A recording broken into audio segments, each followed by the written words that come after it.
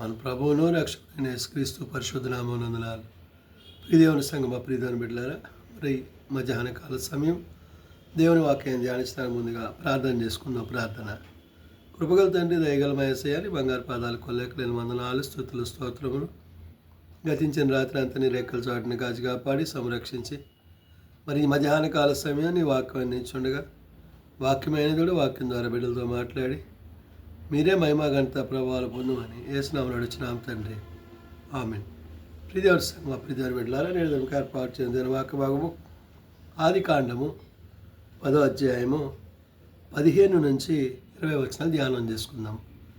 ఆది కాండము 10వ అధ్యాయము 15 నుంచి 20 వచనములు ఈ విధంగా రాయబడినవి.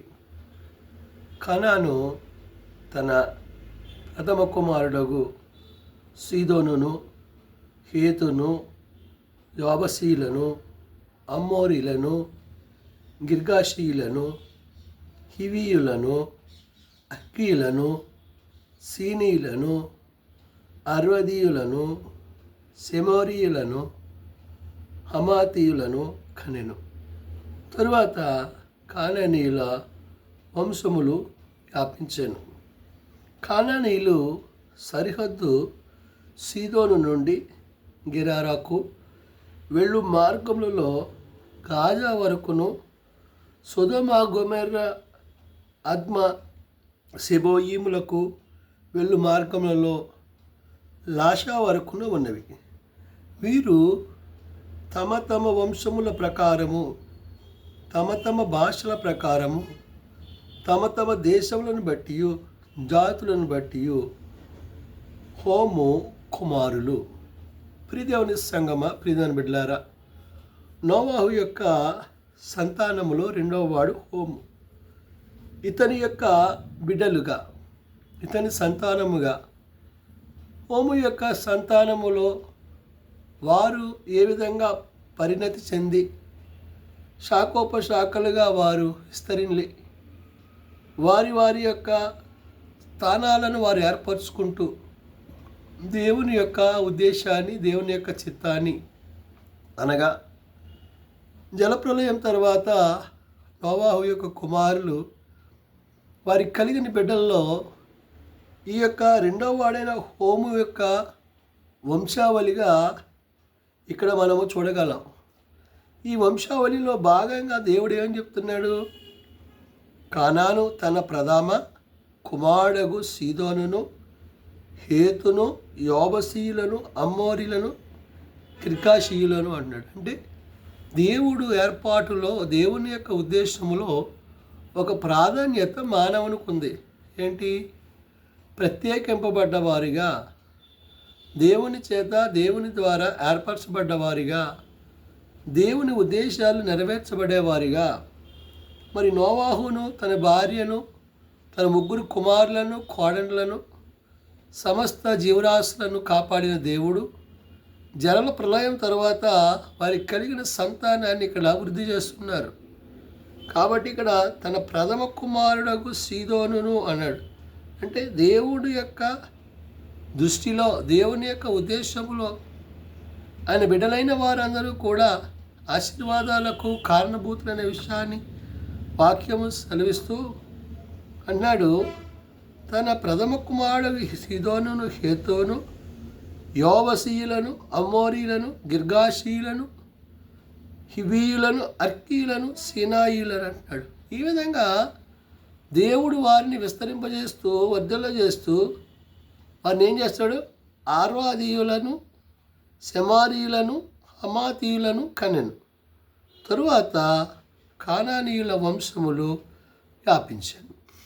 ఈ బిడ్డలు కలిగిన తర్వాత, ఆ బిడ్డల తర్వాత కలిగిన బిడ్డల యొక్క సంతానం ఏదైతుందో వారు వంశాలుగా, జాతులుగా, భాషలను బట్టి, ప్రాంతాలను బట్టి వారు విస్తరించారనే విషయాన్ని పరిశుద్ధాత్మ దేవుడు గుర్తు చేస్తున్నాడు. కాబట్టి ఇక్కడ హోము యొక్క కుమారులలో వారికి కలిగిన బిడ్డలను బట్టి దేవుడు చెప్తున్న మాట, కానానీయుల సరిహద్దు సీదోను నుండి గెరారాకు వెళ్ళు మార్గములో అంటాడు. ఈ కానానీ యొక్క సరిహద్దులంట గెరారుకు వెళ్ళే మార్గంలో గాజా వరకు ఉన్నాయంట. అంటే అదంతా కూడా వాళ్ళు ఆక్రమించి, వారు విస్తరించి, వారు అక్కడ నివసిస్తున్నారు. రెండవది, సొదొమ, గొమొర్రా, అద్మ, సెబోయిలకు వెళ్ళు మార్గంలో లాషారు వరకు ఉన్నది అన్నాడు. అంటే వీరు ఏదైతే దేవుడు వారికి ఇచ్చిన ఆశీర్వాదాలు, దీవెనలు ఉన్నాయో వాటిని వర్ధిల్లు చేసుకుంటూ వారి బిడ్డలుగా, దేవుని బిడ్డలుగా వారి వర్ధిల్లుతూ దేవుని యొక్క రాజ్యములో, దేవుని యొక్క స్థానంలో వారు ఉన్నారు.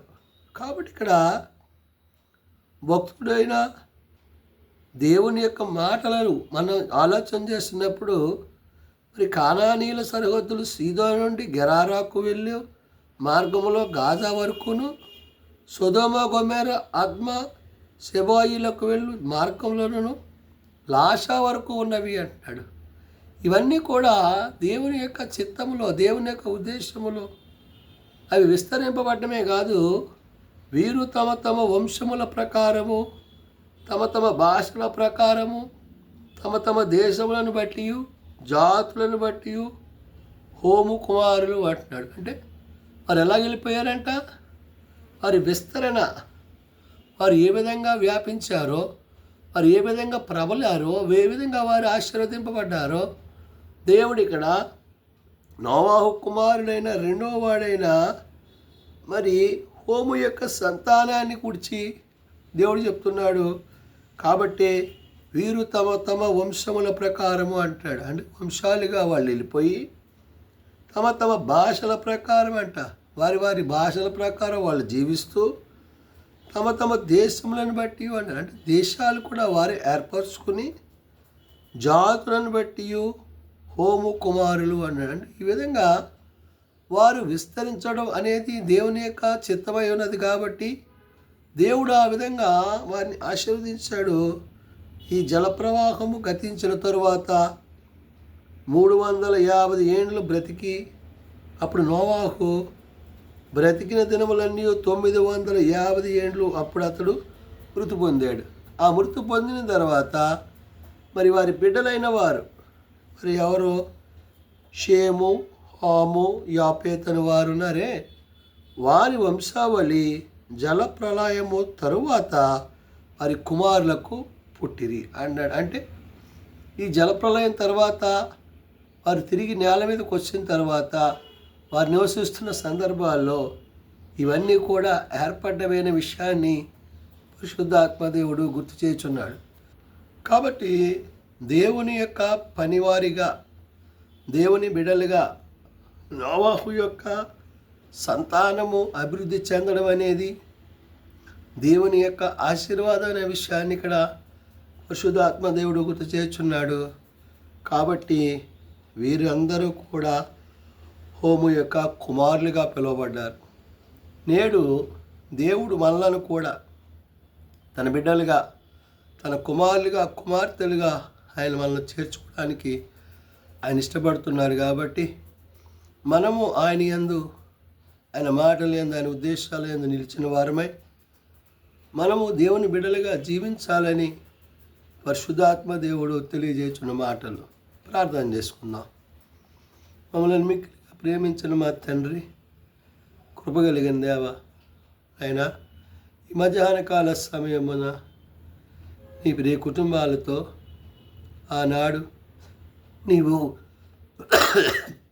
నోవాహును తప్పించి కుటుంబాన్ని కాపాడి జలప్రళయం తర్వాత మరి బిడ్డలకు కలిగిన సంతానాన్ని వృద్ధి చేసి అభివృద్ధి పరిచిన విధానాన్ని బట్టి వందనాలు. నిజమే నాయన, నీవు నరులను విస్తరింపజేసి ఆశీర్వదించి దీవించావు. కాబట్టి నాయన, నీ బిడ్డలుగా, నీ కుమారులుగా, నీ కుమార్తెలుగా మేమందరం ఉండుటకు మీ సహాయము మా అందరికీ దయచేయమని, దిన దీవెనతో నింపుమని యేసునామమున అడుగుచున్నాం తండ్రి, ఆమెన్.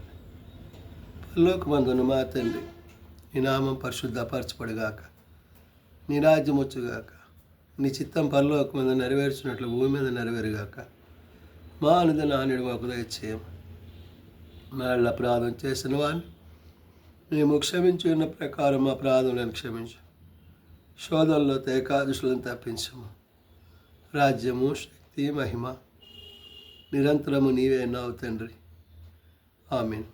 మన పరమ తండ్రి అయిన దేవుని ప్రేమ, ప్రభువైన యేసుక్రీస్తు కృప, ఆదరణకర్త అయిన పరిశుద్ధాత్మ సహాయం సదా తోడయుండి సంరక్షించునుగాక. ఆమేన్.